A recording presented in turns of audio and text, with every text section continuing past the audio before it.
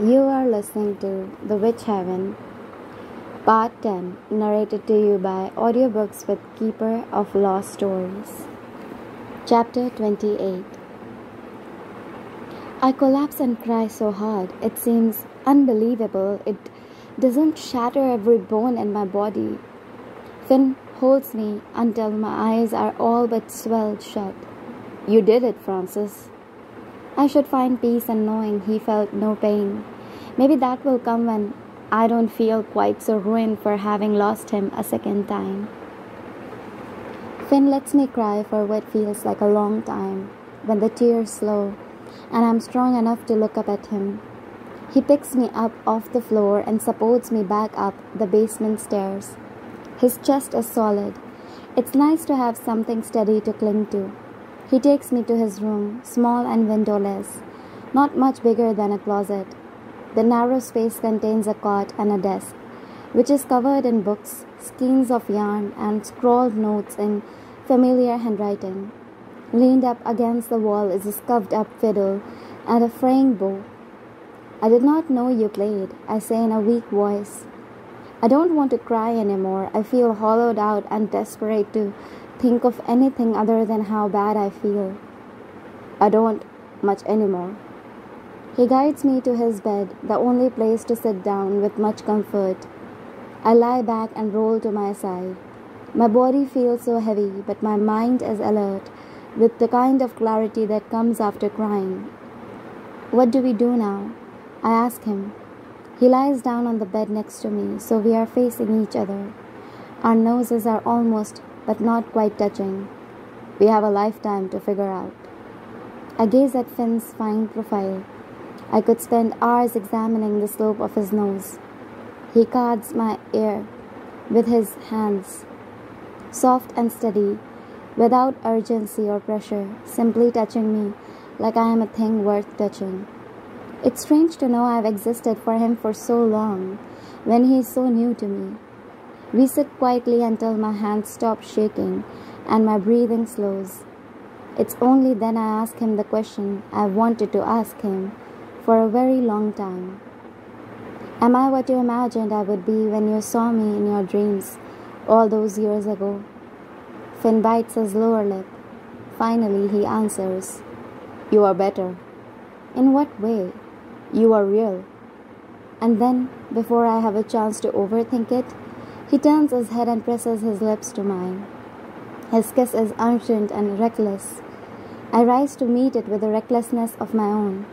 His hands wind through my hair, finding their way to the nape of my neck.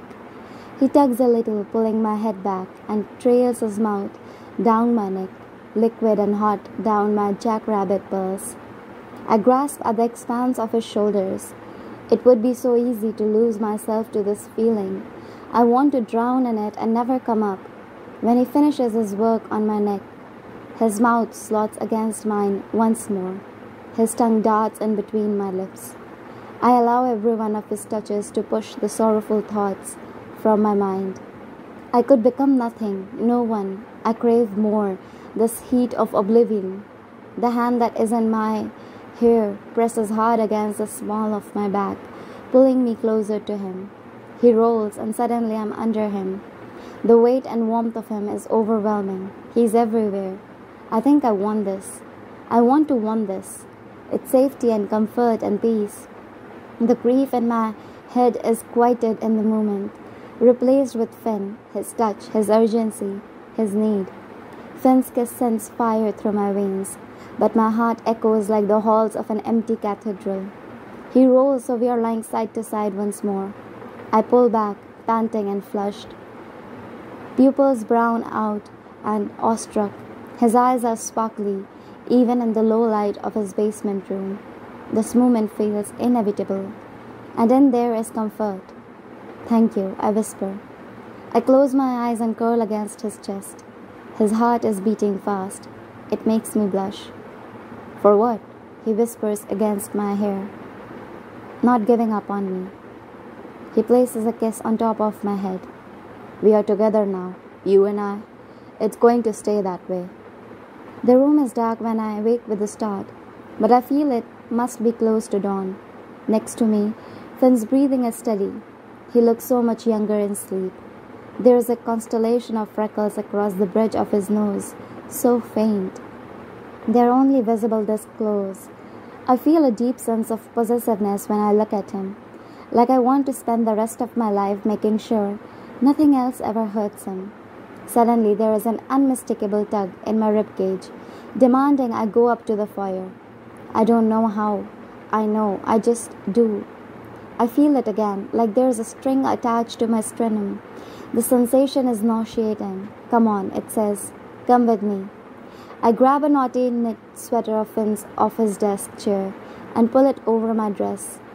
Finn does not stir as I leave the room and creep quietly up the stairs. Through the hall windows, the first pale pink light of dawn leaks. The Commodore Club is quiet.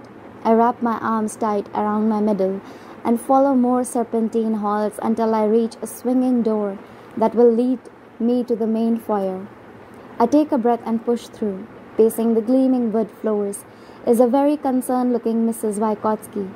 She is in the same buttoned-up, stiff high-necked black dress and velvet cape she always wears, except she's added a wide-brimmed hat to the ensemble. Haloed in streaming light, the moonstone brooch at her throat throws rainbows along the stern line of her jaw.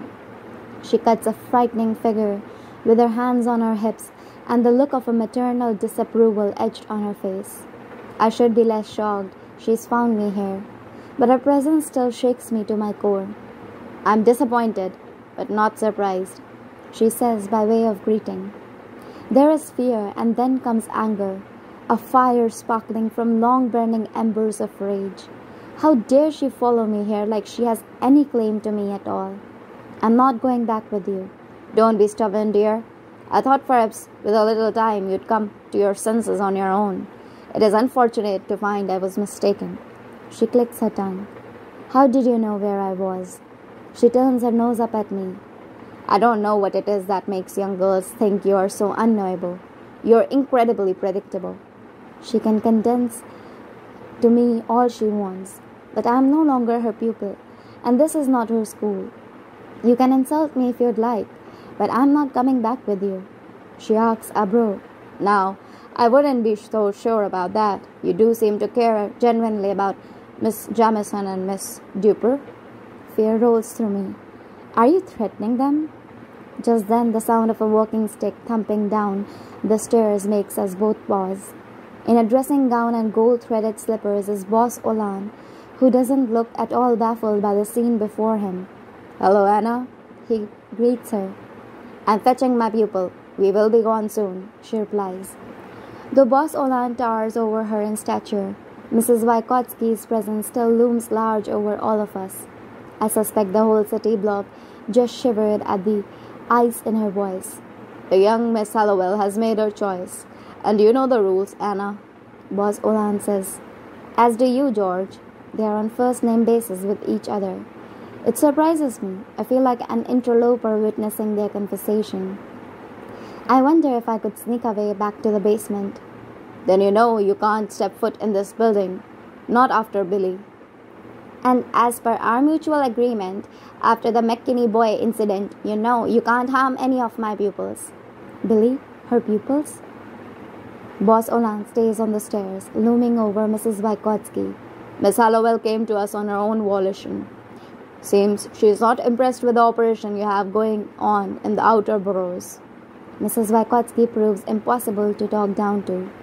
She somehow manages to speak to Boss Olan as if he were an ordinary man with no magic, no threats ready to be carried out.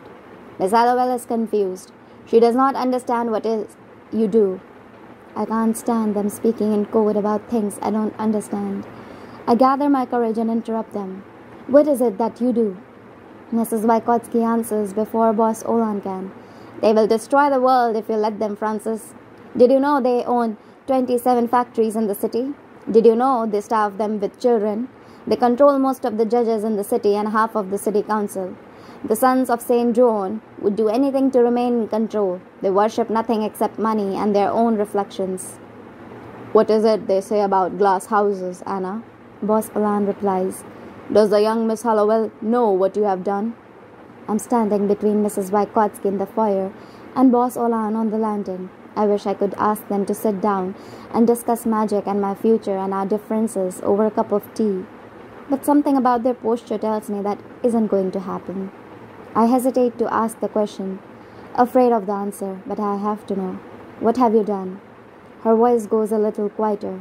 Her posture slumped, just barely, like the memory is heavy to carry. Nothing that wasn't merited, and it was a very long time ago. Boss Olan stomps. It makes me jump. She killed poor Billy McKinney and dumped his body in the East River. Dumped his body in the East River. Everything is happening so fast. I file the information away for later. I can't keep up with the conversation happening in front of me. After you and Billy burned my sister's coven to the ground with her inside, Mrs. Vygotsky shouts with a pain that reaches to the very depths of her being. I'm reminded of my second day at Hafen. It feels so long. I sat in the low chair across from Mrs. Vygotsky's desk, and she told me of a coven burned to the ground with salt and gunpowder, all 13 witches still inside. She said the fire was why she kept us out of Manhattan. It was why we could not develop our magic into anything of significance. Boss Olan slams his walking stick down on the stairs in anger.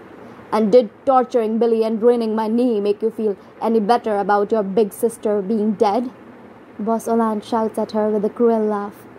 Of all the questions I have about the conversation, I am only able to vocalize the most trivial. 1845 was so long ago. How old were you when you killed him? I asked Mrs. Vygotsky. She regains her composure and clasps her hands together. It's all so polite. They killed my elder sister when she was 17 and I was 5. I waited until I was 17 to get my revenge. I made sure Billy knew I was coming. Her reply sends a chill down my spine. Why'd they kill her? I ask. I'm not sure I want to know the answer. This time it's Boss Olan who answers. Because they were harming our business ventures and putting all of us at risk. Here it is. 6 decades of bitterness and rivalry leaking like a chemical spill all over the fine carpets of the Commodore Club. You've always been a liar, Mrs. Vygotsky sneers. You killed them to make a statement. You killed them to send us the message that you rule this city and there was nothing we could do. Kill them. I try to keep track of the body count in my head. Mrs. Vygotsky killed Billy. The sons killed her sister and sister's Kevin. Then my brother. Then the handless boys on Sheepshead Bay. Then the commissioner. On and on for 66 years. Who else is dead because of this? How much blood has been spilled? No, that was just a bonus, Boss Olan says with a wicked grin. The look Mrs. Vygotsky gives him speaks of death itself. She marches over to me and tugs me by the arm, hard. That's enough ugliness. Francis, we are going. No, I rip my arm from her grip. Don't make this harder than it needs to be, dear. I take a step back. No, I won't go with you. My voice is steady despite the fear coursing through me like an ice-cold river. Would you rather I turn you in to the authorities? She threatens. I call her bluff. Yes. And why is that? She asks me with indulgent patience of a school teacher. Because if I'm going to be in prison, I would rather my jailer be someone who isn't you. The school you're running is as good as a cell. The way you... She sighs in frustration. Then from out of her pocket floats a delicate silver chain. More quickly than I can process, she uses magic to wind it around my wrist. It's so tight, my hands got almost immediately numb. I struggle against it, first physically, then with the magic boiling in my chest. I lash out with power, but nothing happens. The chain does not budge. Boss Olan watches through narrowed eyes as I struggle. I try to take hold of Mrs. Vygotsky's body with my magic, but she rips out of my control, almost immediately. She makes it look so easy, like she's just swatting a fly away. Please, I turn to Boss Olan, pleading with him. I hate asking for his help, but I'm not going back to Haxhaven with her. I won't. He shrugs like he means to see how the fight between us plays out. The automobile is waiting, dear. She gives the chain around my wrist a hard tug.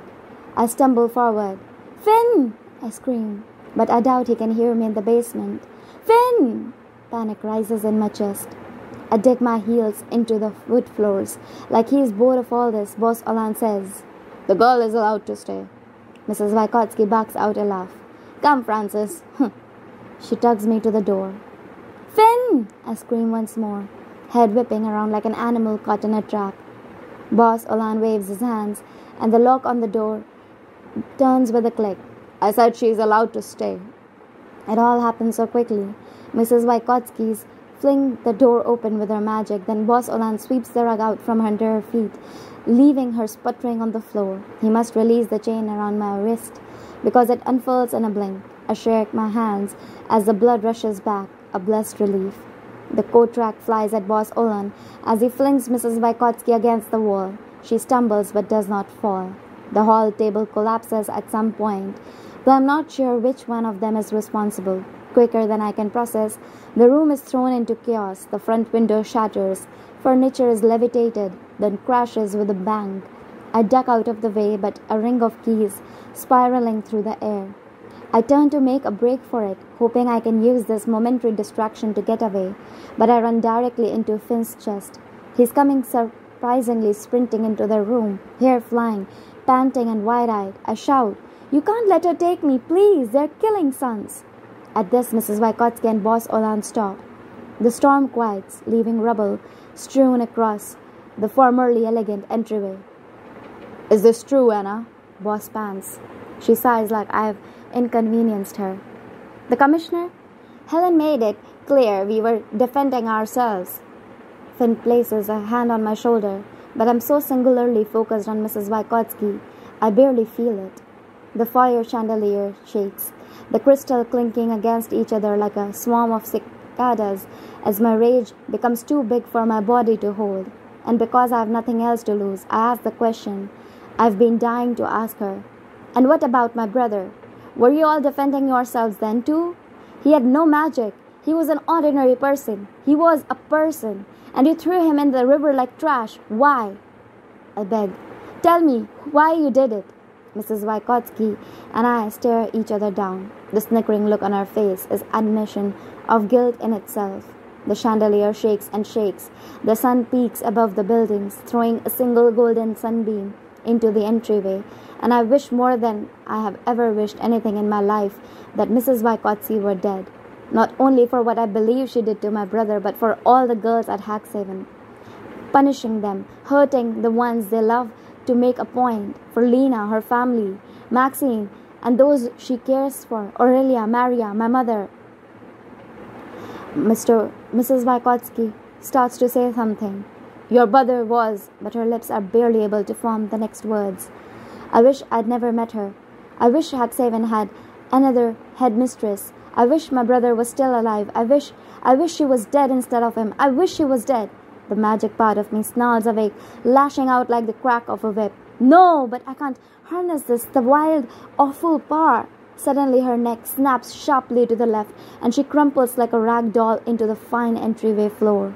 My chest heaves. My heart thumps against my ribcage. The air becomes hard to breathe. "No, no, no!" Finn reaches out to catch me, but I slip through his arms, collapsing to my knees. My ears ring. Everything goes fuzzy. How did I let everything go so wrong again? Boss Olan does nothing but raise his eyebrows. The weight of his stare pushes down on me as he hovers over Finn and me. "Looks as if Haxhaven has broken a treaty yet again, killing helpless members of the Sons." His voice swirls in my mind. "I'm sorry, Francis. Your brother was a good lad." Ripples of shock and sadness burst like a rusted-out pipe.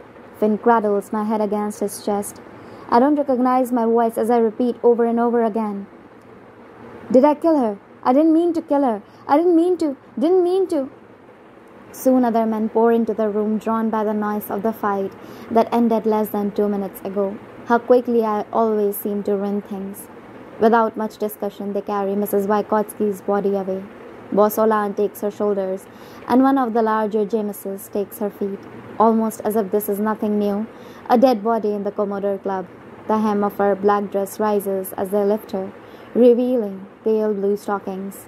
I can picture her putting them on this morning, not knowing it was her last.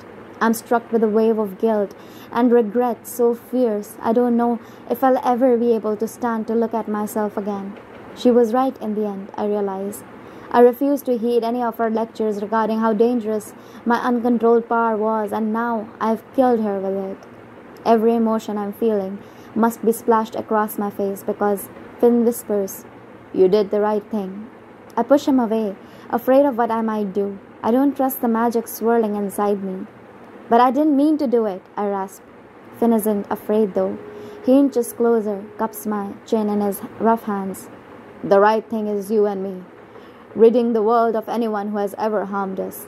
His eyes are gold and silver, the brightest green that flashes with hope. He stares at me hard.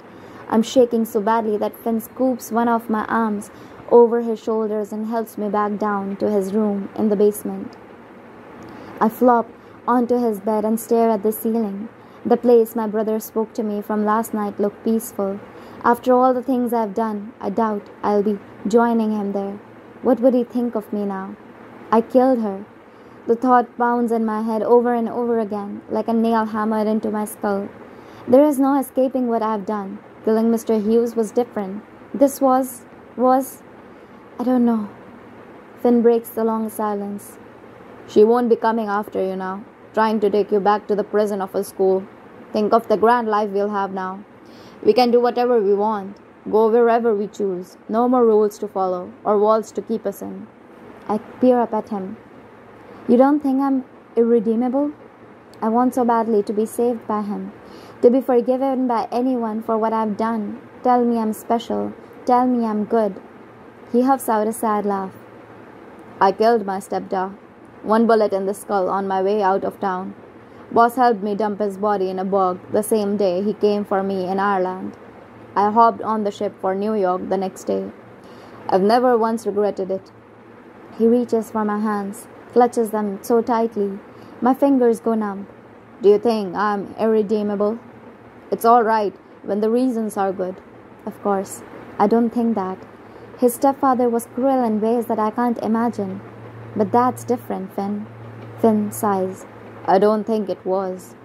I shake my head, rub my temples to stop the ache pulsing behind my eyelids. What will happen to Haxhaven now that she is gone? I thought there would be more peace in knowing the truth of what happened to my brother. I never imagined it would involve this much blood on my hands. Finn's windowless room blocks out the light, and by the time I wake, I have no idea whether it's night or day. All I know is that I am alone. My bare feet touch the cold cement floor, and I tug the two long sleeves of Finn's sweater over my shaking hands. My head still aches and my stomach is still in knots, but I don't want to sleep anymore, afraid of what nightmares I might find waiting for me. I pick through the pile of clothing strewn across his floor until I find a pair of socks, obviously knit by Finn, and pull them on top of my shivering. I trail a finger along the water-ringed wood of his desk, savoring the peek inside his life when I'm not around. Littered with books and papers and yarn, something on the far left lower corner catches my eye, something I did not spot last night. Edged deep into the wood with a penknife is a word. The edges of the letters are sharp and angry, like they have been carved out repeatedly for a very long time. A knife digging into wood, tracing the same letters over and over again. A name, my name, Francis. I peer out the door. The basement is eerily still. "Finn?" I hiss down the lamplit hall. Nothing. I creep up the staircase. "Finn?" I call once more. The knob on the door at the top of the stair turns easily, but the door isn't open. With my shoulder, I shove and muscle the door until whatever is blocking it slides through for me to shimmy out. I trip on a human leg and crash onto the floor, landing halfway on top of a very cold, very dead Boss Olan. Chapter 29. I don't scream out, but I do say, "What?" very matter-of-factly, like Boss himself could answer me. His eagle-head walking stick is still grasped in his right hand, and there is a gunshot wound in the center of his forehead. He was so alive when I saw him just hours ago. I push up off the floor, shaking, terrified. A frightening thought creeps into my head. I did this. The witches have found out what happened to Mrs. Wykotsky, and this is their revenge, killing the leader of the Sons. It takes everything I have to focus on finding an exit. The witches could still be in Commodore Club, and I don't want them to find me here. I trust Finn will come to me, as he always does. That is, if he isn't dead too. But that possibility is too horrible to entertain. On quiet feet, I travel as fast as I am able down the hallway, past silent lounges and billiard rooms. From upstairs, I hear muffled shouting that shifts to the dull thud of bodies slamming into one another. I have no time to dwell on my horror. With pure animal instinct, the only thing in my head is run, run, run. I make a break for the front door, but the brass handle won't turn, like it's locked from the outside. Knowing there is no time for creative magic, no room for error, I extend my hand and whisper, Brised. But the spell doesn't work. The window above the door is shattered from Mrs. Vygotsky and Boss Olan's previous fight, but it's too high to reach. I curse under my breath and shatter the narrow window next to the door with the front handle in first umbrella I find. Francis, Finn's rogue, calls me from the top of the stairs. My head snaps to him, and relief floods through me at the sight of him alive. Finn! Francis, go back to the basement. He's breathless, sweaty, and covered in blood. I hope isn't his own. We need to leave, I shout. I said go back to the basement. The sound of shattering glass and more shouting draws his attention. Are the witches here? I step forward. Maybe I can talk to them. Explain what happened to... Francis, I beg you, Finn interrupts. Go back to the basement. I will come to you soon. And with that, he runs back down the hall and out of sight. I will not go back to the basement. But with one foot out the window and one in the foyer of the Commodore Club, I'm faced with a choice. Fight or run. His words echo in my head. We are together now, you and I. It's going to stay that way. My choice was made the night I went to meet Finn in Forest Park. I run up the stairs. The sound of the scuffle isn't difficult to follow. I race down the hall, passing room after silent room of bodies draped over couches or sprawled in front of stately portraits. Whatever has happened in the Commodore Club is nothing short of a massacre. What have they done? What have I done? The pop of a gunshot rattles my bones and I run faster. Down the hall, in elegant room, I find Finn and three of the Jameses. One of them is holding a smoking pistol, and at his feet is a body with a large red stain spreading across its back. Very good, Finn states casually to the gun-holding James. He freezes when he sees me in the doorway. I freeze too, taking in the scene before me. I shut my eyes, as if I can wish this all away, but I know what gunpowder smells like, and I've heard a man die before. There in the middle of it all is my gorgeous, lovely, sweet Finn. A boy with freckles on his nose. A boy who knit my friends and me mittens. Who bought me spun sugar just to see me smile. Who is here now with blood on his shoes and a look on his face so hardened I barely recognize him. I told you to go to the basement, Francis. His sparkly eyes have gone dark. Worry creases his brow. A sick feeling sluices in my chest as I realize I don't know Finn as well as I thought I did. The boy I thought I knew would never speak to me like this. Don't tell me what to do.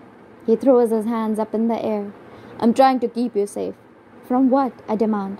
A childish part of me hopes he has a perfectly reasonable explanation for all this, that he'll kiss me on the forehead and make everything better. You didn't tell her? One of the Jameses nudges him in the ribcage with an elbow. Frances knows what she needs to. Finn replies in a low voice. I scan the room. The bodies are all men. I don't know anything, I whisper. But that's not true. Looking at Finn, the tension in his face, the body at his feet, I am putting the pieces together. Finn, I beg him, please. The Jameses exchange the grins of foxes who have broken into a chicken coop. It's Boss Darcy now, that the old bastard's dead. Show some respect. Boss Darcy? No. Finn, we'll do fine, boys. Finn answers, looking straight at me. I step toward him. What are they talking about? Finn sighs like I am an inconvenience. It shatters something inside of me. I don't have time to explain it all right now. I just really need you to trust me. In this moment there is nothing more. I want them to trust him, but I can't ignore the slippery feeling in my gut. Tell me what's going on. I beg him, desperate and pathetic. One of the Jameses visibly rolls his eyes. Finn sighs and sinks down into an armchair in the corner of the room. You ever heard of a coup? The shortest James says. A coup? I ask Finn. I won't believe anything until I hear it from him. Finn's eyebrows lifts as his hand rakes through his messy hair. The sons of Saint John were due for a change. You saw the way they ran things. It was unfair. I shake my head, trying to understand. You mean the cat Drakta? Finn snickers and looks at me as if I'm a naive little girl. Those with magic. Us, Francis. We are special. We should be the ones in charge. I'm doing this for us, love. Truly. Please, just trust me. There's that word again, trust. I don't trust anything in this moment. I'm not even sure I trust myself. So you killed them? You killed the sons who don't have magic? The words taste traitorous on my tongue. I can't believe I'm saying them. Asking Finn, my Finn, these questions. The short James speaks again. They killed us first. Once Finn discovered what they were doing to the factory workers, we couldn't sit by and do nothing. They were offering our kin jobs only to make them work with shoddy equipment that took their limbs. Then they dumped their bodies to avoid a labor investigation. They didn't even let Walt bury his little brother, Johnny. They deserved this and more. Johnny O'Farrell, found handless on Sheepshed Bay. The Jameses mutter and nod their heads in agreement. Finn whips his head around to glare at the boy who spoke. I stare up at Finn in horror. My ears ring for a moment as I attempt to process what I've heard. Surely I can't be understanding right. The boys on Sheepshed Bay were victims of factory accidents? How do you know? He's breathing so heavily. We don't have confirmation on all of them. I found the documents the night you and I broke into Boss's office. We confirmed the cause of death with the city coroner. I guess after the Triangle Shirtwaist disaster, there has been a great deal more manufacturing oversight. Boss Olan and the factory managers wanted to avoid an investigation. It made more sense to dump them, but that doesn't mean the witches did not kill your brother. He never worked at a factory, Francis. Wykotsky deserved what she got. For a moment, it's like I'm watching this all happen to someone else, like I'm out of my body floating on the ceiling. Finn knew, I realize. Finn knew why those boys were washing up on the beach, and he never once told me. Instead, he let me traipse around the city, put myself and my friends in danger. Sure, I would still have wanted to use the resurrection spell to speak to my brother, but I would have made different choices if I hadn't believed that speaking to him and solving his murder could have saved more lives. Oh God, Maxine.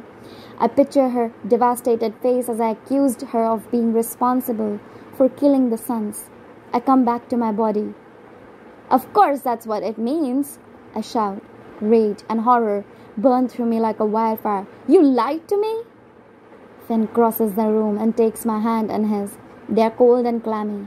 I want to pull away, but he grips hard. The entire system is rotten. Everyone at the top was corrupt. We can build a better world now, one where magicians can live without secrets, one where we can rule justly, like we were meant to. A mansion full of bodies is not my idea of a better world, I reply. He closes his eyes in an expression of frustration. This was a necessary sacrifice. You and I, we are going to rule the city, the world, side by side, just like we spoke about.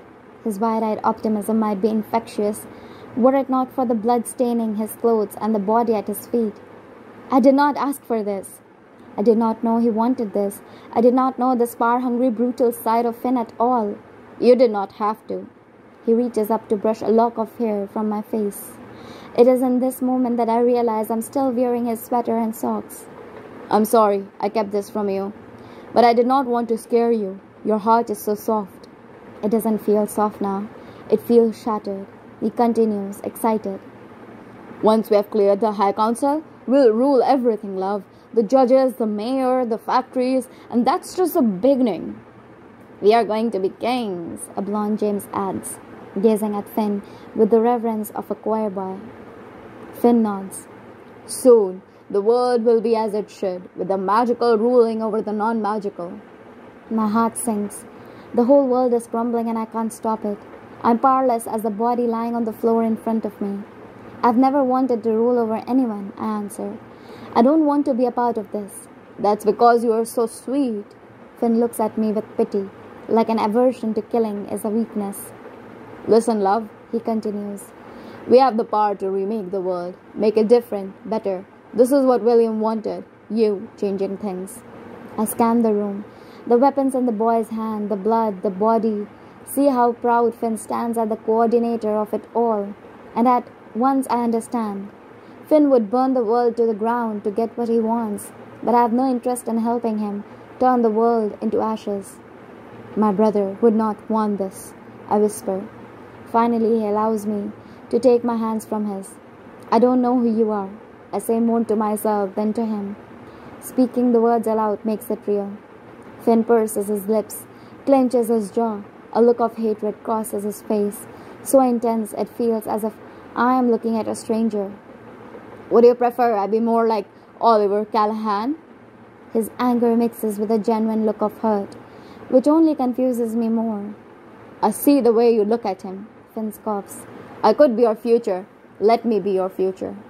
Finn runs a hand through his sweaty curls. Join us. There's so much left to do. I could say no. I could walk away, run away from Finn, from magic, from myself. But would he really let me just march out the door? Remember, he says, holding his hand out to mine. You and I are tethered together. What we did in the basement, there is no escaping that. He smiles at me, and I know he's right. There is a small, foolish part of my heart that wonders if Finn is not yet irredeemable. An even worse part of me thinks maybe it's where I'm meant to be, by his side. I've killed twice now. I can't temper my anger, take hold of the power I have swirling inside me. I can control others against their will. Maybe I'm just like me. The tether of energy between us tugs me closer to him. Is this where I belong? There is nowhere else for me to go. Would Maxine and Lena ever forgive me for what I did to Mrs. Vygotsky, the other witches, and Oliver? No. He would never understand me now. And I have no intention of dragging the good thing about me into the middle of a magical war. Do I really have another choice? All right, I reply. Finn's face crumbles in relief and he throws a heavy arm around my shoulder. I know this is hard for you, but you will understand in time. I smile sweetly, like he wants me to. Slip on my shoes and a coat, and follow him out the door. I smile the smile of a girl who is nothing like me. You foolish girl. Mrs. Vygotsky's voice rings in my head. The street is dark and cold, but I'm relieved to be out of the death-filled Commodore Club. What's your plan? I say to Finn, with an intentional touch of his shoulder. Let him think I'm a sweet girl. He does not yet need to know my heart is nothing but a burned-out shell, filled with the smoke of things I used to love. We have taken care of all the council members we could. Their meeting this afternoon was like shooting fish in a barrel, but there were a few that could not come, so the boys will go to them. You and I are going to take care of some paperwork. Paperwork? Mayor Gaynor is in Boss Olan's pocket. He will never agree to work with me now that Boss Olan is out. I don't correct him that by out he means dead. So he is going to sign his resignation. Finn continues. I think of the last time I was tasked with making a man sign his name against his will. Have you had this idea since the night with the commissioner? You were so powerful, Francis. I can do great things now that we are one. He turns to the four Jameses, milking about the sidewalk, crackling their knuckles. One is twirling a butterfly knife. You know where you're going, lads? We are off to the Callahan place. The blonde James gestures to the tall James. And we are off to the Tilfords. Most of the lads are already headed up to that school, a short redhead said. Finn gives them a sharp nod, and the four of them take off like a shot down the street. The Callahans? That school? My false sweetness evaporates, replaced again with terror. Just when I think I have a handle on what Finn's planning, he plays another card he's been playing all along. He loops his arm through mine and tugs me forcefully in the opposite direction from where the Jameses ran. I try to shake him off, but I stumble over my shoes. He's so much bigger than me. It's fine, he says darkly. You and I have our own tasks to worry about. And besides, we are finally alone again, eh? He leans in to kiss me, but I recoil from his touch. What are they doing at the Callahans? What are they doing at Haxhaven? Finn's mouth is so dangerously close to mine. I almost bite him. I always said if I was in charge, I recruit the witches to join us.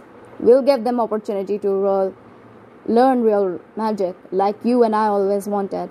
Think of what we could accomplish together. The witches and the sons. We could do anything. But you'll kill anyone who gets in your way? I think of encouraging Mrs. Roberts, kind Florence, and gentle Anne. They'd never join him.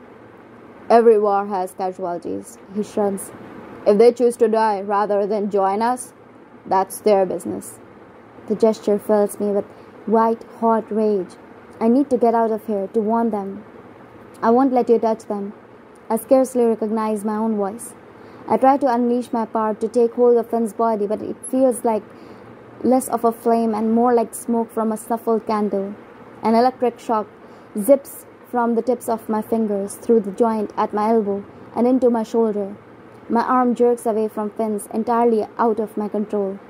I try again to take hold of him, but the magic doesn't come when I call. Next, I try to levitate a rock to hurl at him. It's a simple spell, one I've done 100 times, but nothing happens. Finn watches quietly as I struggle. There's a stab of panic. What have you done? I ask in horror. I did what you asked of me, love. You used our magic to speak to your brother. Now I use our magic to do this. Sickness rolls through me as I fight, understanding what I already know deep down. This? Finn's smile is awful and hungry. There's nothing sweet about his grin now. Your magic within me has made me the most powerful magician in New York. No one can stop me. No one can stop us. What did you do, Finn? It comes out as a whisper. He sighs, annoyed. I'm not getting it. He takes a step forward in an attempt to grasp my hands in it. I rip away from him. When we bound ourselves, which I'll remind you is what you asked for, you bound your magic to me. Your power lives in me now. Isn't that something? Isn't it incredible what we have done? Panic rises in me as the horrible truth settles. How? The binding spell gave me control over your power, as if it were my own. It transferred it from your body to mine. I own all of it. It is mine to do with as I please. But you said the words too. I'm confused.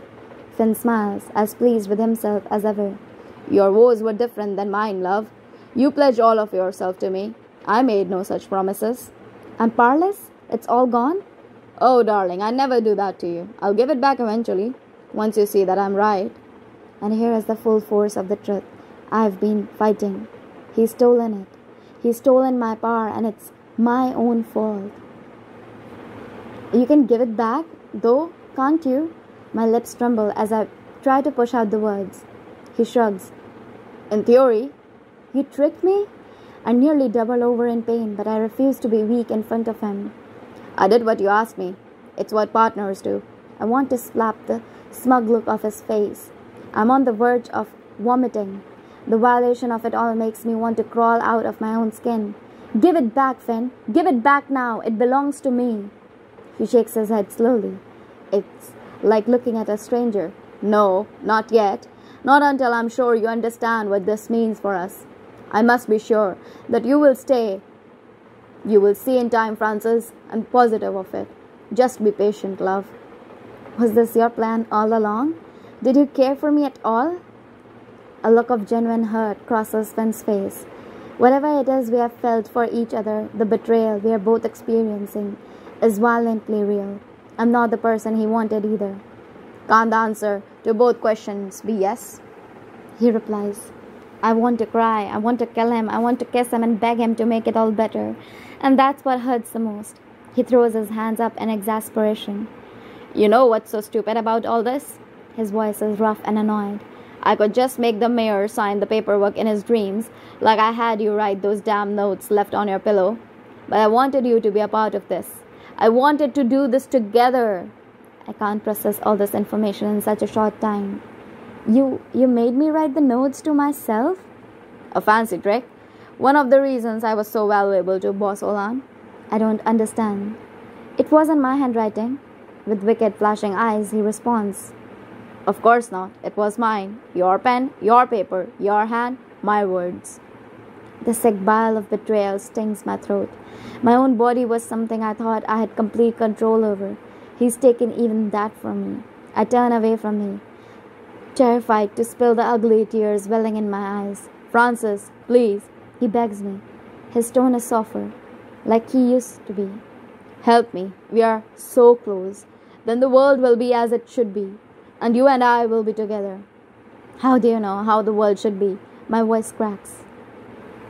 I've been seeing you in my dreams since before I knew you were real. This is fate. How I wish I had that much confidence in anything. I certainly don't have it in Finn. Will you answer me one question? I ask. Anything. Why you? He steps back as if I've slapped him. Why did they pick you to lead? Ruler of the city seems like an awfully big role for an 18-year-old. His eyebrows furrowed together. They did not pick me. I picked them to help me. He accentuates every word. Make sure they are implanted in my skull.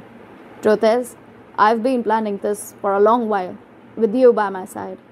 Maybe it's the way he looks at me, so filled with purpose and rage and misplaced reverence. How right he believes he is. This isn't the boy who brought my brother home drunk last year. The boy I have always wanted him to be. William's voice breaks through the roiling panic of my thoughts. Run. I'll never rule by your side. I turn on heel of my borrowed shoes and sprint as quickly as my aching legs will carry me in the direction of Callahan's. Francis! Finn runs after me and grabs me roughly by the elbow. Don't touch me. I swing my arm to throw him off. Francis, stop. Finn huffs. Just enter through the back door. They'll have someone posted at the front and take out Jack first. He's the most powerful, but he does his best magic with metal. So get the knives out of reach as quickly as you can. He always keeps a dagger in his vest pocket. I struggle against his grip, try to wiggle through. I don't understand what he's doing, what he's saying. Jack is the blonde one. Francis, focus, the blonde one. Why are you telling me this? I snap at him. He opens his mouth, then closes it. For a breath, he looks like the boy who knit me mittens. With a sad sigh, he shakes his head slightly and takes off running in the other direction. I'm confused as I watch him leave, but I have no time to dwell. I just run and run and run all the way to the Callahan's brownstone. I pay no attention to the people of New York who look at me scandalized. As I sprint down the street, it's nearly 15 blocks, and with each step I imagine the consequences of not making it in time. Of Judge Callahan with a bullet in his skull, or generous Mrs. Callahan dead in her fine drawing room. I have no money for a petty cab or the subway. My only choice is to push past the burning in my legs and pray I'm not too late. I approach the brownstone from the back alley. Finn could have been lying to me. He is good at it, but the particular sadness in his eyes makes me believe he was telling the truth. I climb their black garden. A single flickering gas lamp set on the back of brownstone illuminates only the porch, so I jump down the blind. Gravel crunches as I land roughly. My right ankle collapses under with me with a sharp twinge. I swear under my breath but hop up as quickly as I'm able. I have no time. I run through the garden thinking Oliver and vanilla ice cream and baseball and secret smiles and embarrassed glances. Please, please, please. Without Mrs. Callahan, I would never have learned to sew. My brother cared for Judge Callahan, and that is enough for me. I won't let them be murdered in their home. When I get to the French doors, I find them locked. I whisper, "Brisade," out of habit, but nothing happens. My magic is all but gone now. I can feel the hollow it's left in my chest. I try the kitchen window next.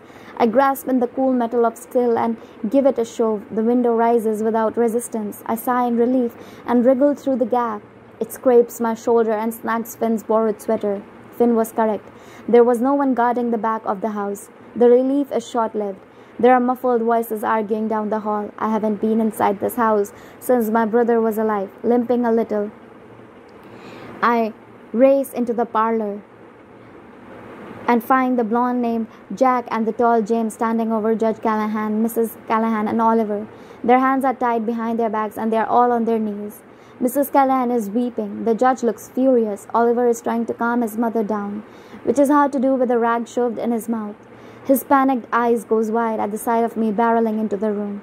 Oliver has lived at Columbia since starting school. I had not expected to find him here. The sight of him tied up devastates me. "What's the Finn girl doing here?" Jack sneers.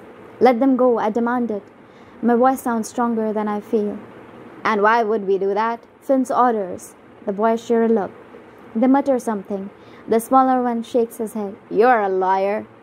There's no point in arguing with them. Fine, then because I will kill you if you don't. I don't want to mean it, but if it came down to it to save Oliver, I think I could. The boys exchange another glance, and Jack takes a step toward me. I wouldn't do that if I were you, I bluster. You're going to remove the dagger from your breast pocket, or I'll snap his neck. I gesture to his companion with a jerk of my chin. You know what I can do. I hope they don't call my bluff. He reaches into his jacket slowly. Every one of my senses is on high alert. He drops the dagger to the floor, and as quickly as I'm able, I bend down and pick it up. I clutch the knife tightly and point the blade toward Jack, who looks at me with disdain. His companion looks a little more out of his depth, if I had to guess. I'd say this was his first home invasion. Untie them, I demand. Jack takes a few steps toward the Callahans while I keep the silver dagger trained on him. I'm so focused on Jack that I don't see James lunge at me until his knife is at my throat. It's a kitchen knife, less elegant than the pretty dagger I have in my hand, but the sharp edge still bites into the skin at my throat. Damn it. Drop the dagger, Jack demands as he rises from untying Mrs. Callahan's wrist. I don't have time to think. I plunge the dagger into James' thigh. He screams and drops the knife at my throat. With the very last drops of my power, fueled by pure desperation, I magic the knife up off floor and into my left hand. The whole thing happens in the space of seconds. James howls in the corner, trying to stanch the bleeding in his leg, and Jack stands frozen in the center of the parlor. I take 2 steps over to him. I grip the handle of the kitchen knife, my fingers wrapped tight around it. Then I draw my arm back, and with as much movement as I can, I punch him as hard as I can in the temple, the blunt end of the knife hand hitting the soft spot. The blow lands. He crumples to the floor. James goes down just as easily. It was a trick William taught me a long time ago. He told me if anyone ever gave me trouble, one sharp blow right to the side of their head would knock them out. I've never tried it before this moment. I can't believe it worked so well. I run to the Callahans and saw through their ropes with sloppy panic. I don't know how Finn cronies will stay unconscious, and I'd really like to avoid killing them. Thank you, Mrs. Callahan cries when I remove the rag from her mouth. No time, I exclaim. I free the judge and Oliver next. Francis, what are you doing here? Oliver asked me with equal parts awe and fear. Finn, I begin, like there's any possible way I could make him understand. Something akin to hurt crosses Oliver's face. I'll explain later. Tie them up. Oliver and the judge make quick work of Jack's and James's wrists and ankles, but Oliver barely takes his eyes off me, stealing worried glances between knots. His and his father haul them over their shoulders and lock them in a hall closet, leaving me and a weeping Mrs. Callahan in the parlor alone. Why are you calling the police? She sobs. I rub her back in half-hearted circles, but I don't answer her.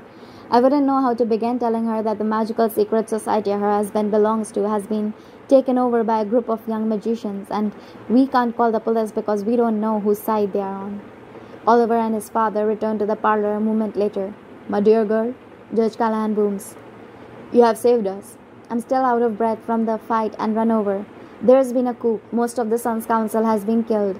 Don't trust anyone. Don't open the door. Leave in the morning if you can. I have to go. Wait, Oliver calls after me.